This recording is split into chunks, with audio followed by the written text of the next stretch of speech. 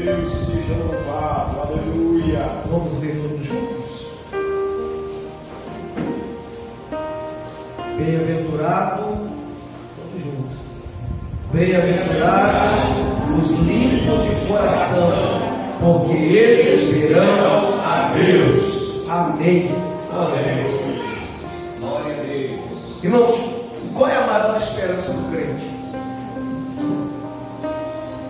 O que o crente de fato espera? Salvação. E qual o resultado da salvação? Ver a Deus. Ver a Deus. Glória a Deus. O texto está dizendo para nós, em Mateus capítulo 5, versículo 3, versículo 8, diz que é bem-aventurado os limpos de coração, porque eles verão a Deus. Glória a Deus. Irmãos, nós estamos falando aqui desde as outras terças-feiras que as bem-aventuranças é como se fossem degraus da vida espiritual do crente. É como se fosse etapas que a partir do momento que a gente crê em Deus e passa a ter uma vida com Deus, que a gente vai experimentando isso da parte de Deus e do Espírito Santo. Nós falamos sobre as primeiras bem-aventuranças, que é bem-aventurado os pobres de espíritos, que é de fato aquele que sente necessidade de Deus, das coisas de Deus, de fato, de que ele precisa de Deus. Depois nós falamos no versículo de número 4, que é bem-aventurados que choram.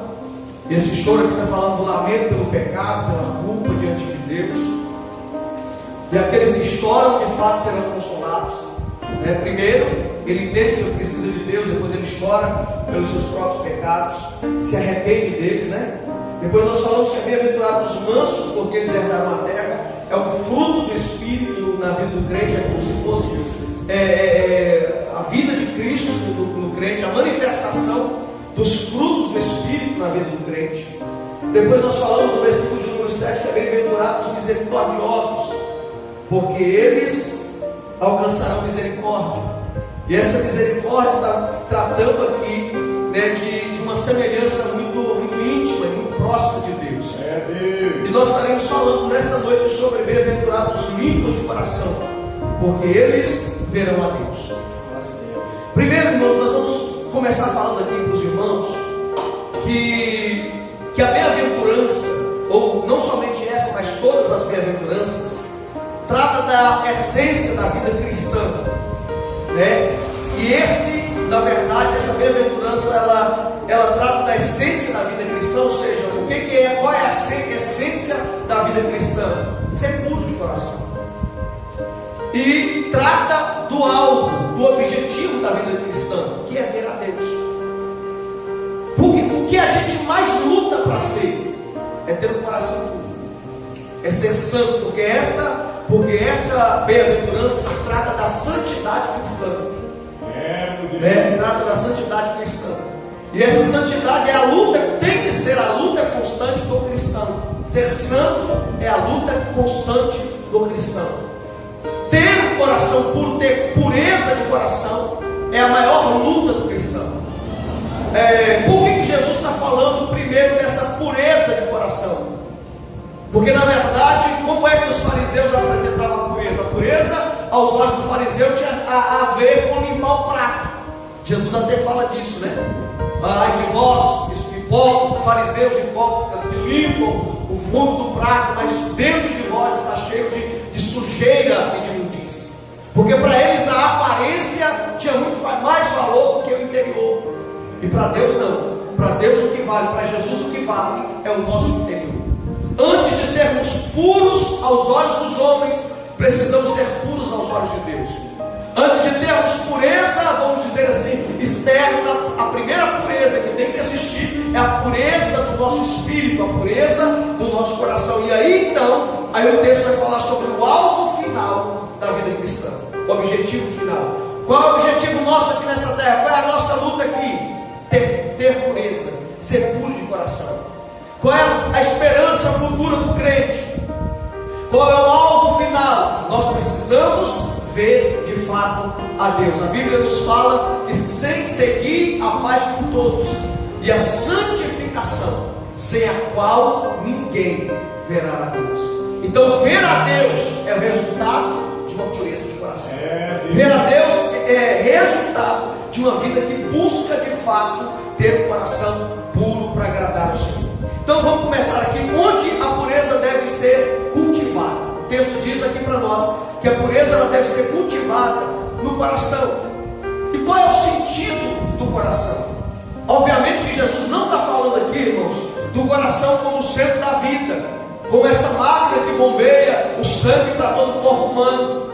Embora que o coração no sentido físico e natural, o coração ele fala do centro da própria vida, porque por meio do coração, essa máquina que funciona em nós, que produz ou que manifesta a vida em todo o corpo. Se o coração parar, o que vai acontecer com o resto do corpo? Vai morrer. Se apenas uma veiazinha do coração humano entupir, todo o restante do corpo vai se danificar, né? Se alguma veiazinha entupir, é preciso fazer todo um procedimento para que haja ali pelo menos, né, aumente a qualidade de vida do ser humano. Mas o coração de fato fala da vida física, mas não é isso que Jesus está falando.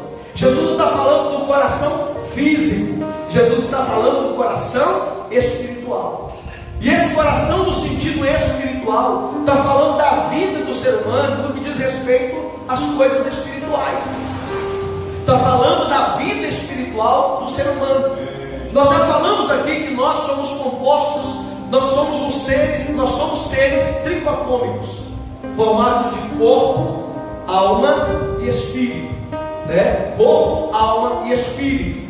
O corpo fala da parte material do ser humano, é onde nós já falamos aqui do coração, que é a sede ou o centro da vida desse corpo físico, né? É por meio desse corpo que nós comunicamos com a vida, é por meio desse corpo que nós comunicamos com o exterior.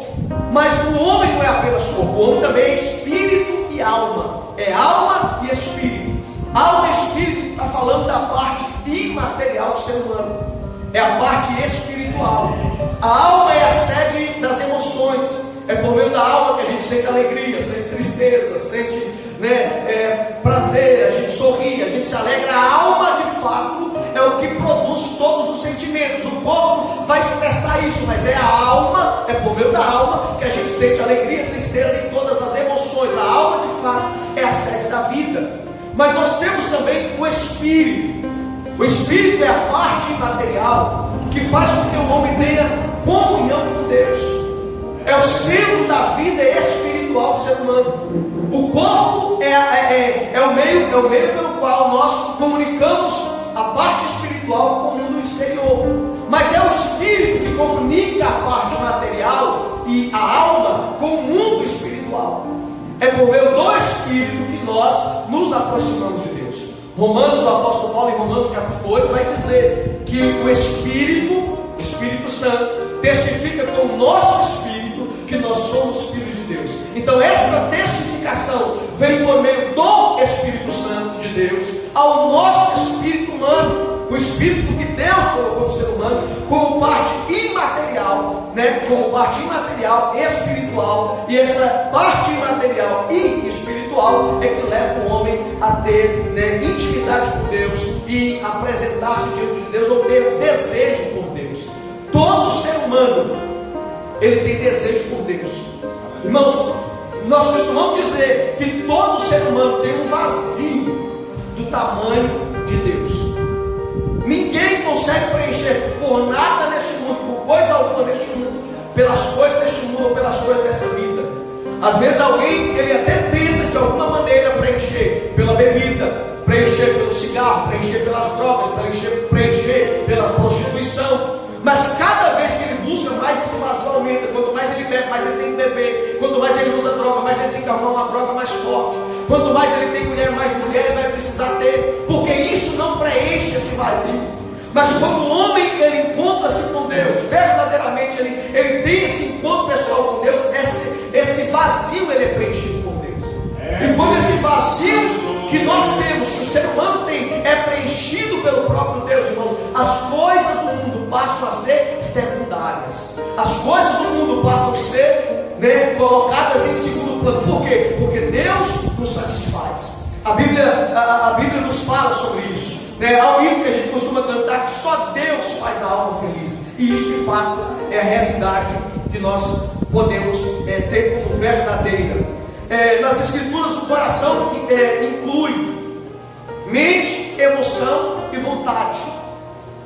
Nós lemos em Hebreus capítulo 4, versículo de número 12, se eu não estiver enganado, que a palavra de Deus ela é viva e eficaz, e mais penetrante do que a espada aguda de dois gumes, e que penetra até a divisão da alma, das juntas e das medulas, e é apta para discernir as intenções e pensamentos do coração.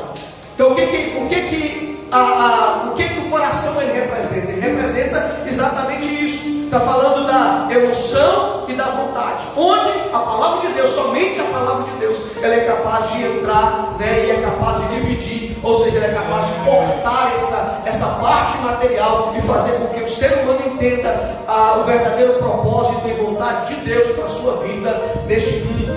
Então, quando a Bíblia está falando aqui sobre o coração, a Bíblia está falando do homem em seu estado total, Ele está falando de um homem em sua totalidade.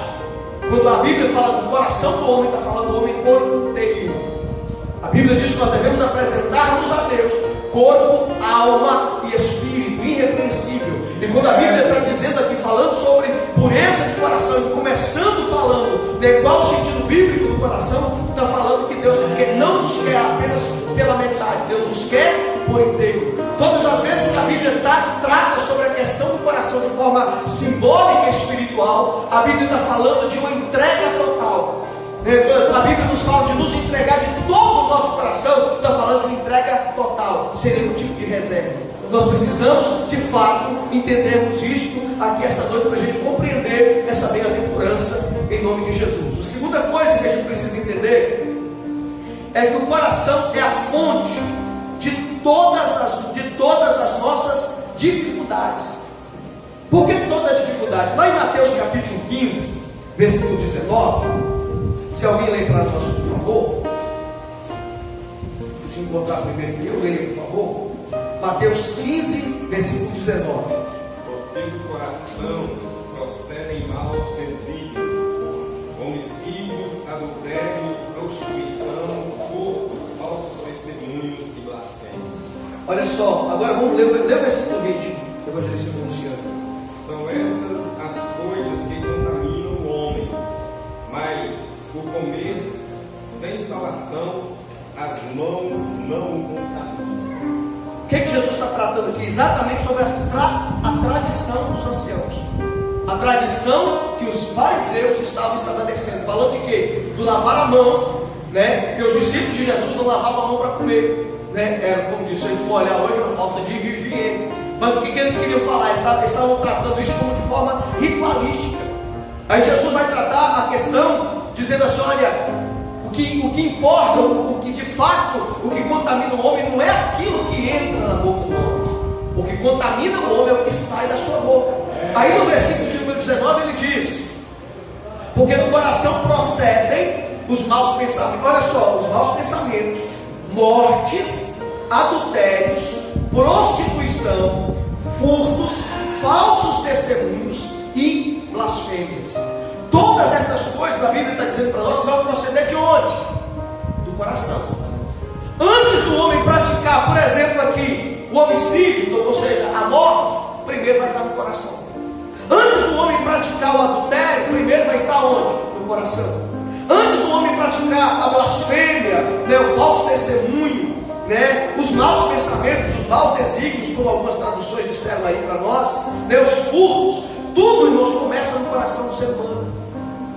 Eu me recordo de um texto bíblico que eu gosto muito de usar isso quando a gente está falando sobre a questão do coração, dos desígnios e dos projetos do coração.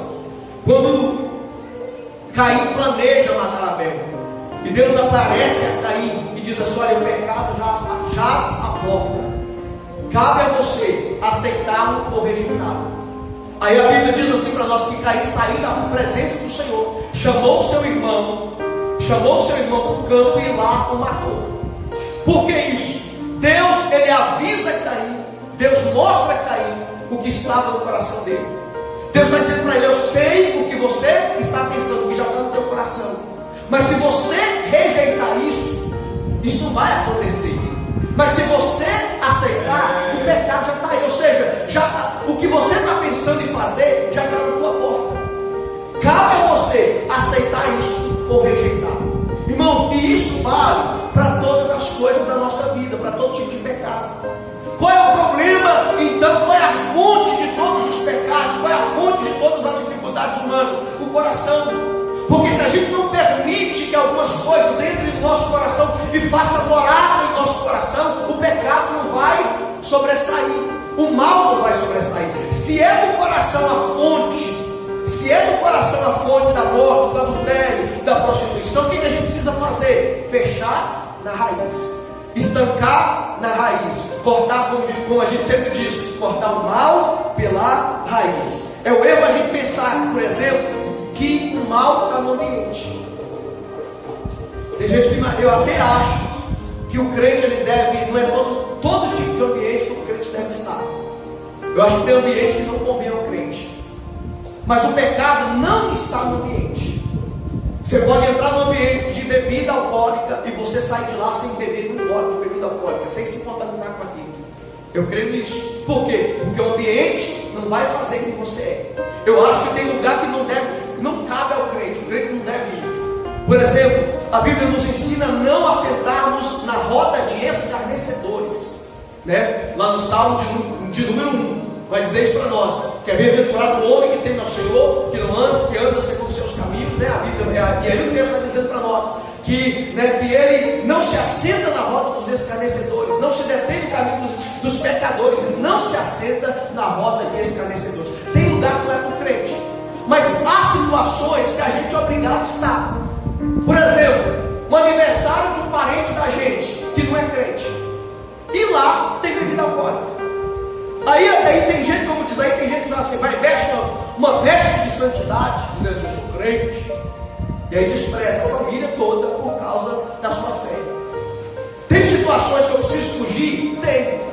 Tem coisas que não cabem a mim, tem lugares que não me cabem como crente? Tem. Mas tem lugares que a gente é obrigado a estar. A Bíblia vai falar para a gente que Jesus comia com beberrões e com pecadores. Em tudo que onde Jesus estava, seja entre beberrões e pecadores, seja com santos fariseus, vou colocar entre aspas esses santos aí, nada disso contaminou Jesus.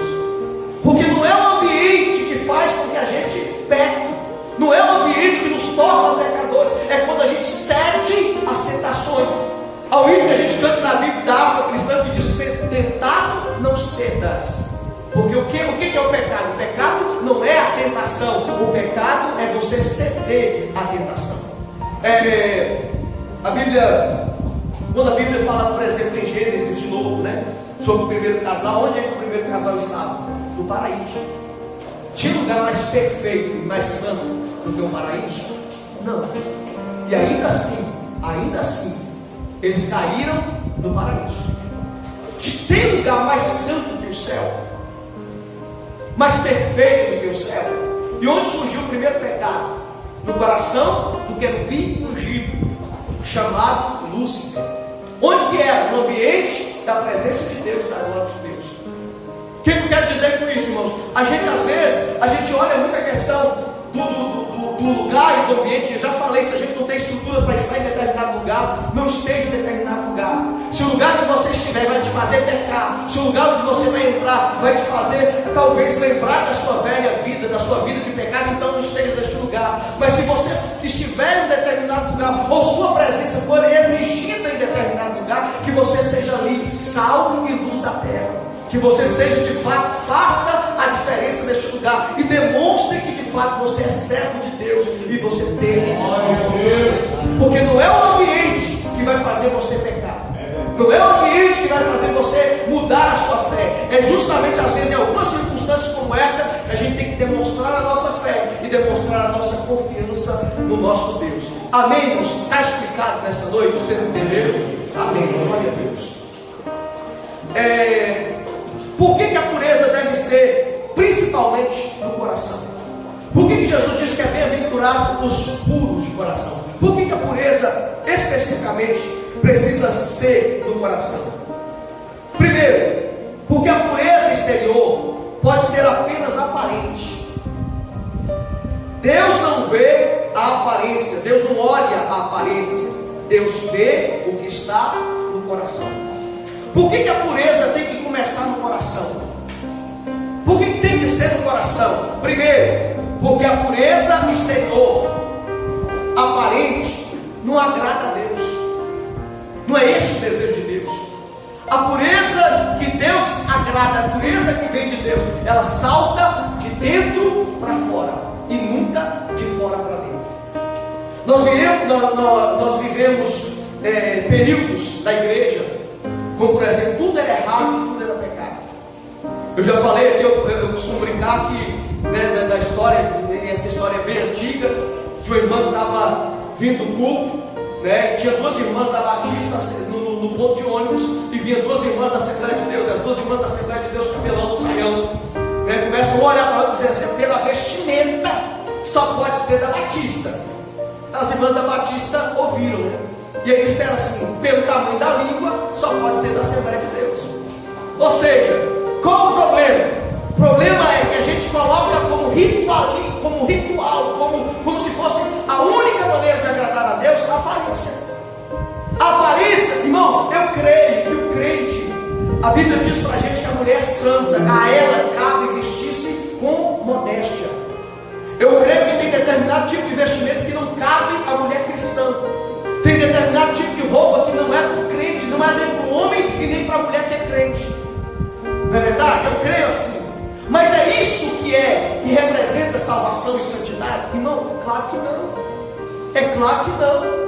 Aí o texto vai dizendo para nós justamente essa questão. Lá em Mateus 23, eu quero que vocês leiam para mim. Mateus capítulo 23, o versículo 25 ao 27. Então nós vamos ler o 25, 26 e 27.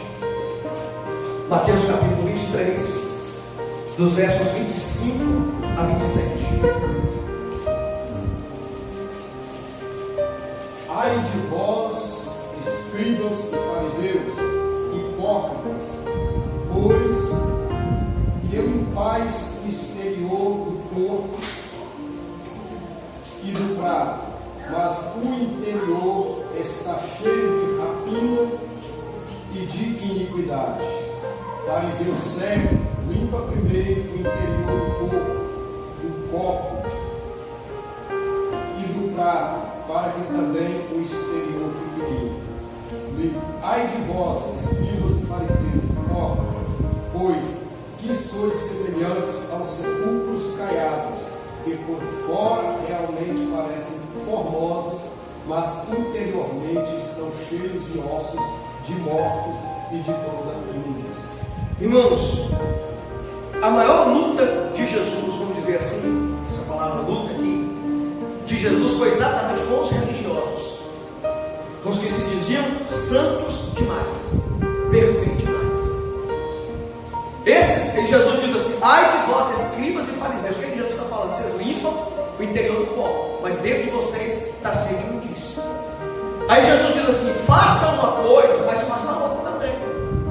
É bom esse hábito dos seus? É mais ou menos isso que Jesus está falando. O hábito de limpar o interior do copo, do prato e do copo, é bom? É. Mas o que adianta limpar só o interior do copo e do prato se o coração está cheio de imundícia? Aí Jesus diz assim: ai de vós, escribas e fariseus, porque sois como sepulcros caiados. Por fora, tudo bonito, tudo aparentemente limpo, mas por dentro cheio de podridão e de imundícia. Aí Jesus está dizendo, chamando esse grupo religioso de hipócrita.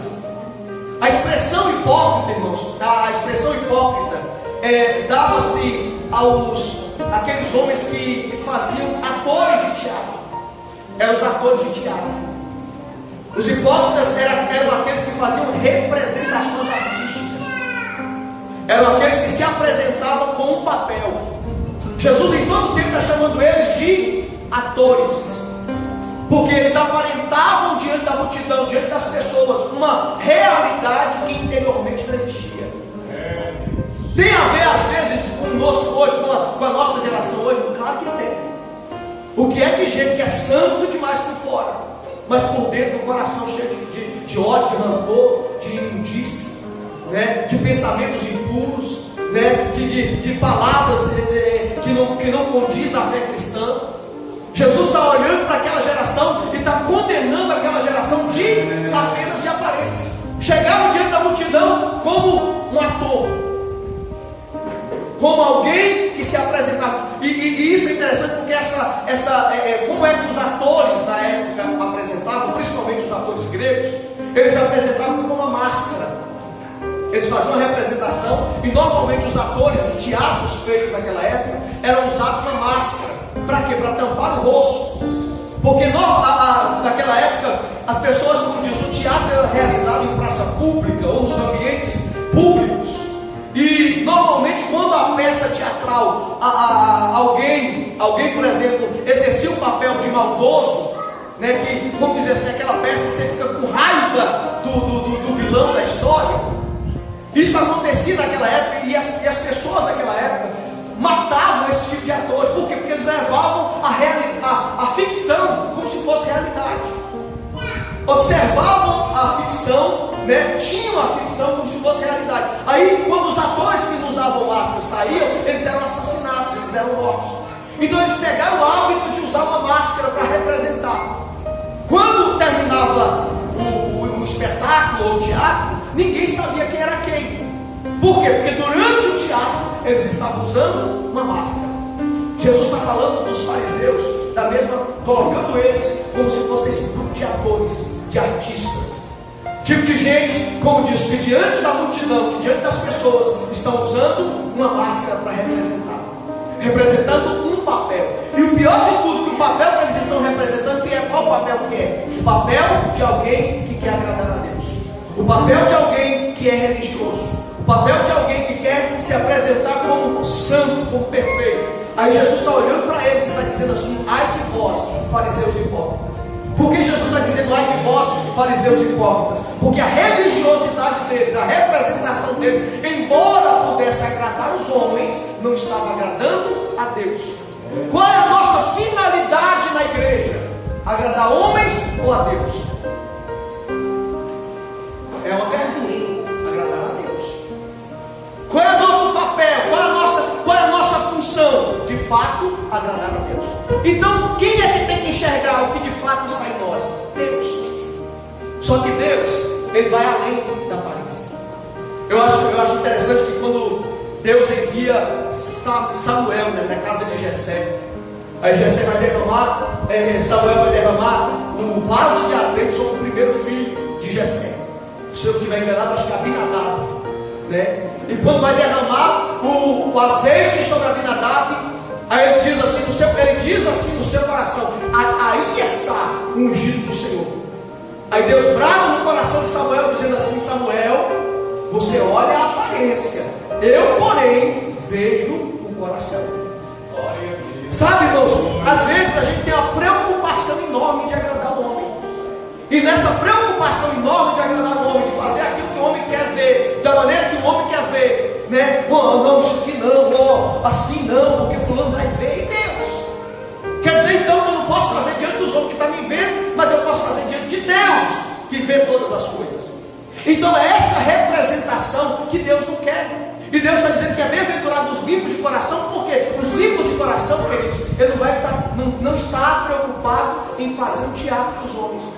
Ele não está preocupado em mostrar para os homens. Ele de fato quer agradar a Deus. Segunda coisa, com relação à pureza, que deve ser principalmente no coração, porque o coração é o lugar de morada de Deus. Isaías 57, versículo 15. Eu vou usar bastante os irmãos aí, a leitura dos irmãos, até para vocês me ajudarem também. Se a irmã quiser ler também, que eu achar, ler, pode ficar à vontade, vou participar. Isaías 57, 15. E aí o outro vai ler para mim em Efésios 3, 17. Dois textos aqui. Isso. Porque assim diz o alto, o sublime que habita a eternidade, o qual tem um nome de santo. Habito no alto e santo lugar, mas habito também com o comprido e abatido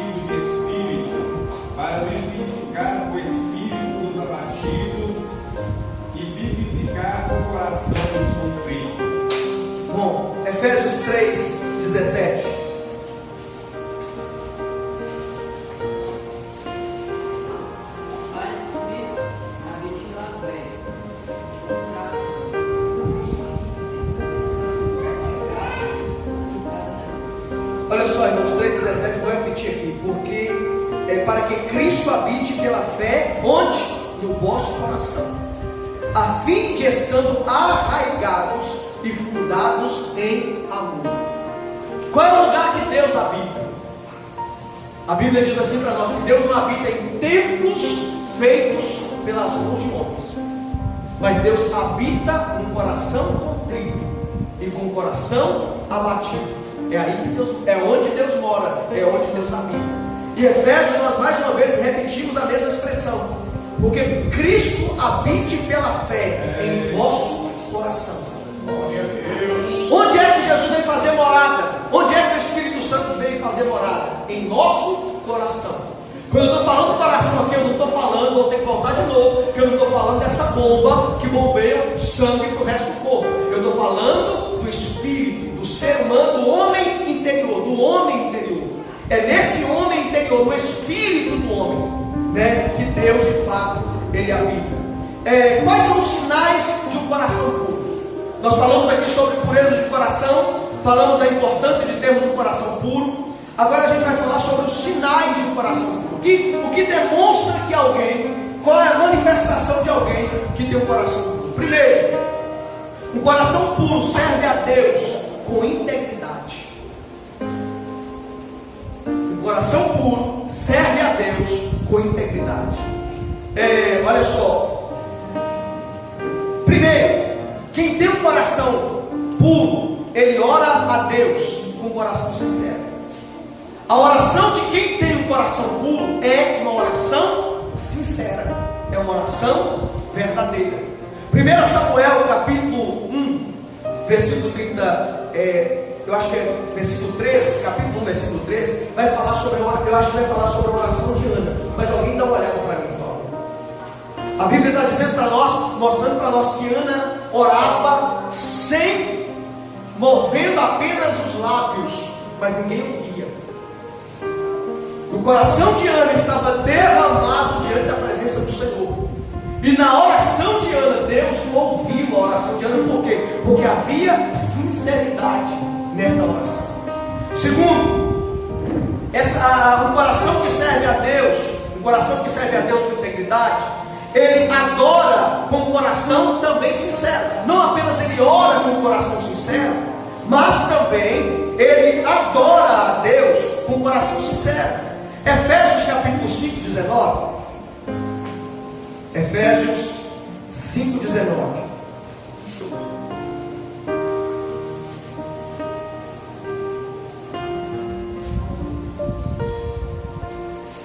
Olha só. Falando entre vós com salmos e hinos e cânticos espirituais, cantando e salmodiando ao Senhor no vosso coração. Espera aí. Como é que você canta? Você canta com os lábios, não é? Você vai salmodiar, você vai cantar, você vai louvar, é onde? Boca, língua. Mas o que o texto está dizendo para nós? Antes do louvor sair aqui, eu preciso sair daqui. Olha o que o texto está dizendo para nós: falando entre vós com salmos, hinos e cânticos espirituais, cantando e salmodiando ao Senhor no vosso coração. Qual é o louvor que agrada a Deus? Qual o louvor que Deus recebe? É o louvor que sai íntimo e do nosso coração. A Bíblia nos fala assim, no livro do profeta Isaías: olha, vós me louvais com os lábios. De fato, vocês me adoram com os lábios, mas o coração está longe de mim. Por que isso? Porque na verdade aquilo que eles estavam fazendo é apenas aparência. Não havia nada de entrega, não havia coração colocado diante do Senhor para essa adoração. Lá em Salmo 24, irmãos, só esse texto aí para a gente mudar o sentido do nosso ensino esta noite. Salmo 24, versículo 3, 4 e 5. Hoje, de fato, na verdade, para os irmãos que estão nos visitando mesmo, hoje é o estudo bíblico, quando a gente tira mais tempo mesmo para ler a palavra, estudar a palavra, nosso propósito hoje, de fato, é aprendermos da palavra do Senhor. Salmo 24, 3, 4 e 5. Vem subir ao monte do Senhor, o que é limpo de mãos e puro de coração, que não entrega a sua alma à falsidade, nem jura dolosamente. Este obterá do Senhor a bênção e a justiça do Deus da sua salvação. Irmãos, olha que interessante. Quem vai habitar no santo lugar? Quem vai subir nesse monte santo? Aquele que é limpo de mão e puro de coração. Esse lugar que Deus está dizendo aí que é o propósito dele, que nós habitemos, é um lugar de profunda comunhão, intimidade com Deus. Ah, sim, vou explicar isso aí também. Limpo de coração, irmão Iraci fez uma pergunta muito boa. Limpo de coração a gente está tentando entender aqui, mas o que é puro? Puro de coração a gente está aprendendo aqui, mas o que seria limpo de mão? O que é o coração que nós estamos falando aqui? É aquilo que sai de dentro. É a representação. A gente tem que pegar alguns pontos, alguns textos bíblicos, são explicados de forma simbólica. O coração aqui, por exemplo, de ser limpo de coração, não significa que é um coração sem doença nenhuma, é um coração espiritual. Estou falando do coração espiritual, do centro da vida espiritual. E a mão aqui é física? Também não. Está falando, a mão normalmente quando a Bíblia trata de mão no sentido espiritual, está falando de obras, está falando de ação. Que tipo de obra o crente, ou aquele que serve a Deus deve ter? Obras limpas, obras justas. Quando o texto está falando de limpo, aqui está falando de justiça, de obras de justiça. Quem tem um coração puro e as mãos limpas, ou seja, as obras que ele pratica são obras justas, são obras que agradam a Deus, a Bíblia diz que ele habitará nesse lugar santo, habitará nesse monte do Senhor. E este lugar aqui, queridos, está falando não apenas de um lugar eterno que nós vamos morar, não está falando apenas do céu que nós, a igreja de Cristo, cremos que vamos estar eternamente no Senhor. Está falando também de uma proximidade de Deus. Só pode adorar a Deus de verdade quem tem um coração sincero, quem tem o espírito pronto, quem é limpo de mão. O que é essa limpeza de mão? Como a irmã Iraci nos perguntou aqui esta noite, essa limpeza de mão está falando de obras que justificam a nossa fé. Tiago, eu vou voltar mais uma vez no texto de Tiago que nós já explicamos terça passada, né? Qual a vontade de Deus, qual o propósito de Deus para a nossa vida espiritual? Que nós venhamos ter obras de justiça. As nossas obras têm que seguir as obras de Cristo, são obras justas. E como é que a gente vai fazer isso? Por meio de práticas de justiça. Então quem vai habitar? Aquele que é limpo de mão, né? E aquele que é puro de coração. Vamos seguir aqui. Qual o significado então dessa pureza de coração? Irmãos, eu achei interessante o significado dessa palavra pureza. Vem da palavra grega cásaros. E tem 4 significados, mas os 4 significados, resumidamente, vamos chegar em um único significado. Primeiro, essa palavra cásaros para pureza, está falando, era usado para designar uma roupa suja que era lavada. Então o que era limpo? O que era pureza? O que era algo puro? Era uma roupa que havia sido lavada, tirada a sua sujeira. Segundo, era designada para o trigo que tinha sido separado da sua palha, ou seja, havia uma separação. Aí se usava a palavra cásaros, que representa pureza, que é essa separação, né, do trigo da palha. Em terceiro lugar, era usado para descrever o vinho ou o leite que não havia sido adulterado. O vinho que não havia sido acrescentado água, ou o leite que não havia sido acrescentado água, ou qualquer outro tipo. Essa palavra cásaros representava um vinho ou leite sem adulteração. Ele era original. E por último, era usado para o ouro puro e sem escória. O ouro puro, sem escória, a palavra para esse ouro era cásaros.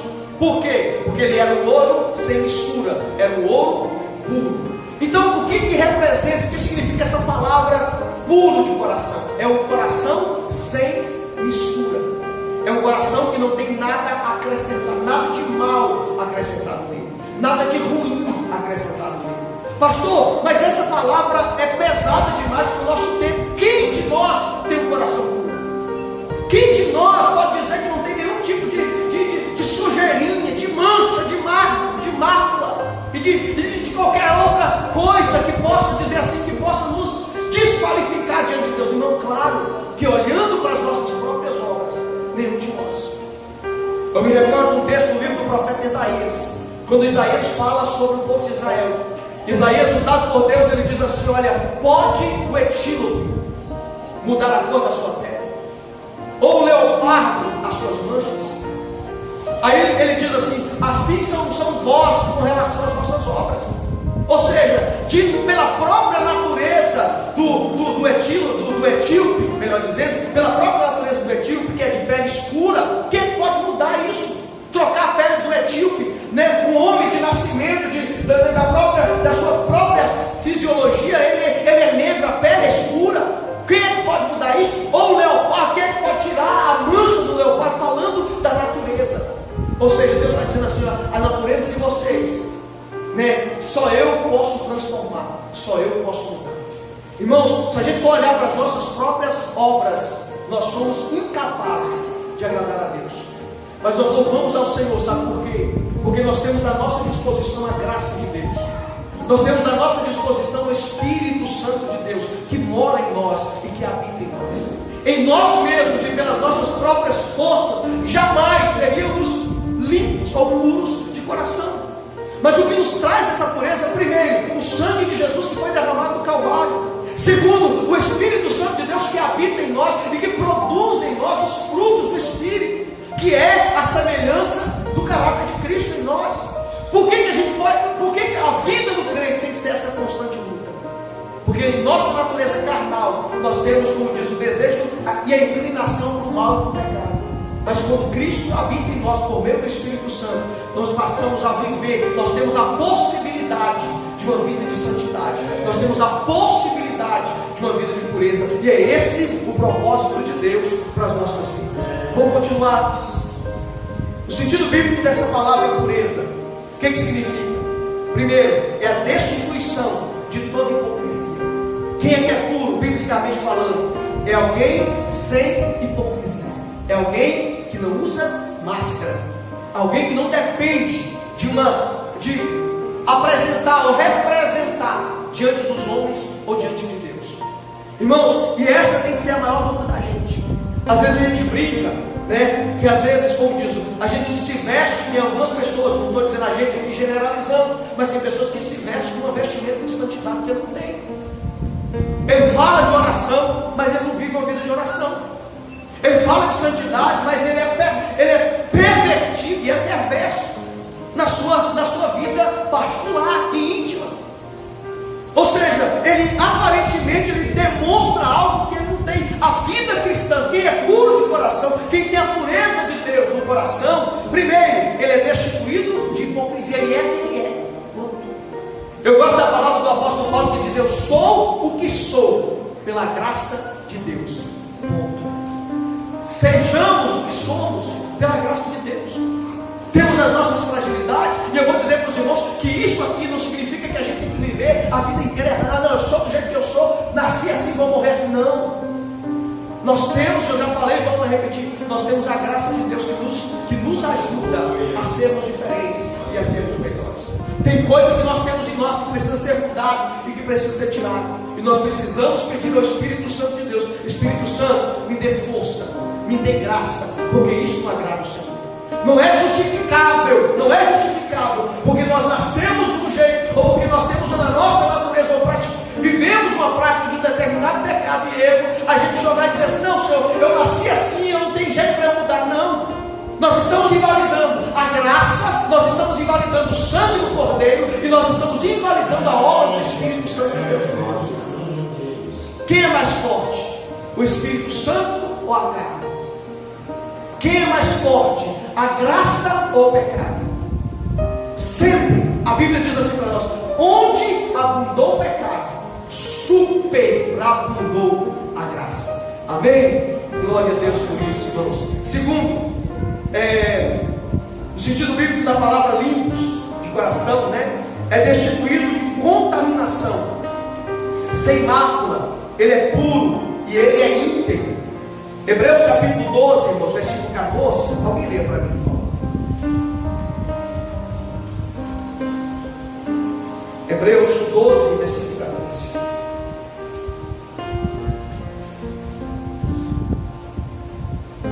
Quem achar primeiro que eu, pode ler, por favor.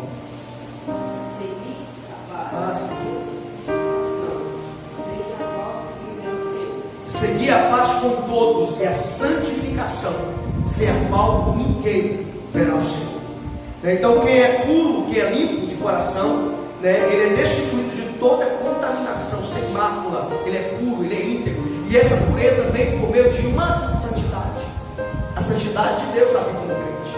Irmãos, essa pureza na vida do crente é representada, por exemplo, no Apocalipse, como vestes brancas, vestes limpas.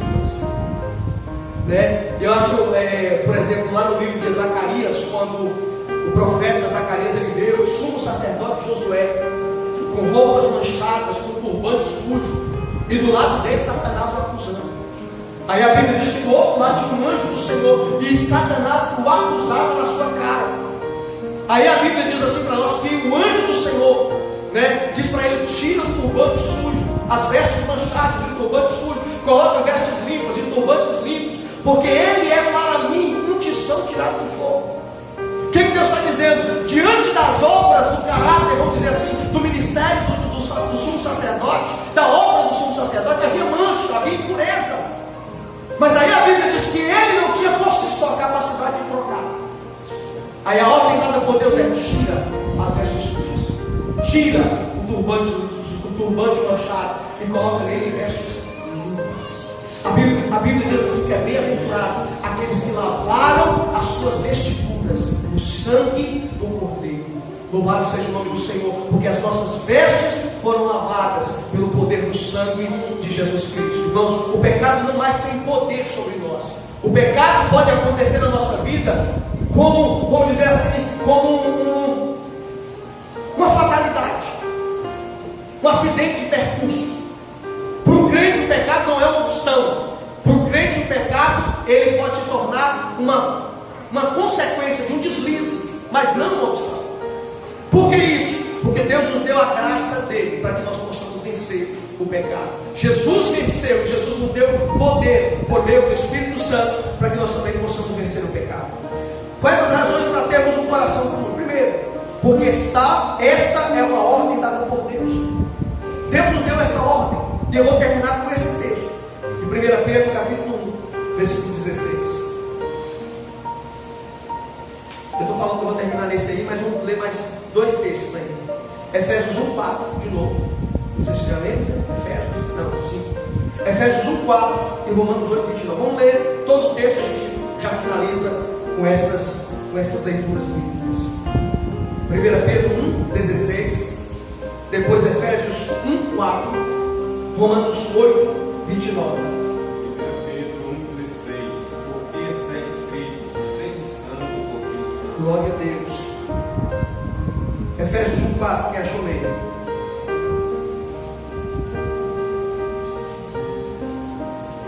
Como também nos elegeu nele antes da fundação do mundo, para que fôssemos santos e irrepreensíveis diante dele em amor. Agora Romanos 8:29. A gente fechar a conta, passar a regra. Por Deus que antes conheceu, também os predestinou para serem conforme a imagem de seu Filho, a fim de que ele seja primogênito entre muitos irmãos. Porque temos um coração puro, porque vivemos em santidade, para Deus é uma ordem. Nós olha os textos que nós lemos aqui, irmãos. Deus nos dá essa ordem: sede santos, porque eu, o Senhor, sou santo. Deus ele nos mostra em Romanos capítulo 8, versículo 29 e Efésios 1:4 que isso é algo que Deus colocou em nós, que Cristo nos deu. Essa vida de pureza, essa vida de santidade é a obra de Cristo na nossa vida, é a obra do Espírito Santo na nossa vida. Agora, qual é o final do texto? Os puros, bem-aventurados os puros de coração, por quê? Porque eles verão a Deus. Qual é a consequência dessa luta que a gente tem nessa terra? De fugirmos da aparência do mal, de fugirmos do pecado, de abrirmos mão do pecado porque o nosso alvo é ver o rosto de Cristo. Porque o nosso alvo é um dia entrarmos e cruzarmos os portões celestiais e ouvirmos a boca do Senhor Jesus dizendo: entra bendito do meu Pai, recebei por herança o reino que vos está preparado desde a fundação. Vale a pena, sabe por que a gente abrir mão de tanta coisa e às vezes negarmos o nosso eu e as nossas próprias vontades e a nossa própria carne, porque um dia nós iremos ver a Deus. Olha o privilégio, irmãos. Olha o privilégio que a igreja, nós, a igreja do Senhor, temos. Aleluia. A Bíblia diz que ninguém viu a Deus senão do que de lá desceu. Agora Jesus olha para nós e diz assim: sede santos, olha, purifica o seu coração. É bem-aventurados os puros de coração, porque eles verão a Deus.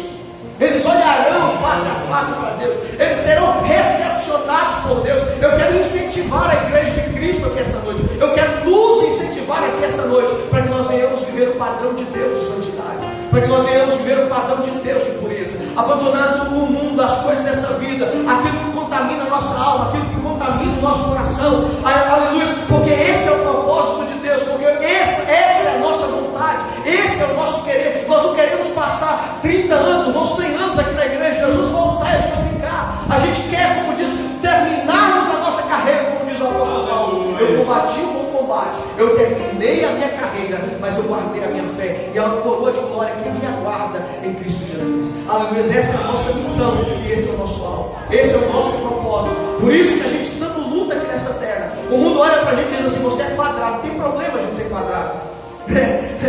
Como diz o povo, é melhor subir para o céu quadrado do que descer redondo. Então vale a pena, mesmo que o mundo olhe para a gente, e isso é bíblico, porque a Bíblia diz que o mundo haveria de nos odiar. O mundo às vezes não entende: mas por que você é tão quadrado assim? Não pode isso, não pode aquilo. Não, porque sabe por quê? Porque você quer agradar a Deus. A Bíblia diz assim para nós: não importa agradar a Deus do que aos homens. Então vale a pena, aleluia, que nós venhamos a cada dia buscarmos essa pureza da parte de Deus, termos de fato um coração puro, porque essa pureza agrada ao Senhor nosso Deus. Deus, tem alguma coisa ainda, tem alguma raiz de amargura, tem ainda alguma sujeira, alguma mancha, então peço ao Senhor: Senhor, me ajuda a limpar, me ajuda a purificar a minha vida, porque o meu desejo é ver o Senhor, meu desejo é encontrar-me com o Senhor. Amém? Deus abençoe os irmãos. Eu quero mais uma vez louvar a Deus pela vida, da família do irmão, esqueci o nome, do irmão Alexandre, sua esposa Fabiana, né?